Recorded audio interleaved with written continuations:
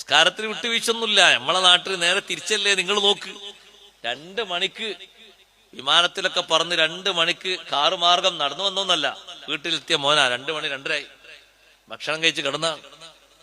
സുബൈക്ക് വാപ്പ എണീറ്റു, ഉമ്മ എണീറ്റു, നിസ്കരിക്കാൻ വേണ്ടി എണീറ്റതാ. 2-ൽ ഒരാളെ ഭാഗത്തുനിന്ന് അല്ല മോനെ വിളിക്കണ്ടേ. അവൻ 2 മണിക്കല്ല ഒന്ന് കിടന്ന് കുറച്ചേരം കൂടി ഉറങ്ങിക്കോട്ടെ. ആ, എന്ത് കണ്ടിട്ടാണ് ഈ ഉറങ്ങിക്കോട്ടെ എന്ന് പറഞ്ഞത്? പെട്ടിന്റെ കനം കണ്ടിട്ടോ? എന്ത് കണ്ടിട്ടാണ് ഈ ചക്രവാക്ക് പറയുന്നത്? ആ പെട്ടിയിൽ നിങ്ങൾക്ക് ദുനിയാവിൽ ഇഷ്ടം പോലെ കാലം ജീവിക്കാനുള്ള ഒക്കെ നിറച്ചു കൊണ്ടുവന്നിട്ടുണ്ട്. കണ്ടിട്ടാ? ബാപ്പ പള്ളിയിൽ പോയി സുബഹി നിസ്കാരം കഴിഞ്ഞ് വന്നു, അല്ല മോനെ വിളിക്കണ്ടേ, നിങ്ങൾ എന്തിനാണ് ഈ ഇടങ്ങേറാക്കണത്, കുറച്ചേരം കൂടി ഇറങ്ങിക്കോട്ടെ എന്ന് പറഞ്ഞാൽ അന്ന് കള്ളായിക്കോട്ടെ, പ്രശ്നമില്ല. വിട്ടുവീഴ്ച ചെയ്യേണ്ട ഒരു സംഗതി അല്ല അത്.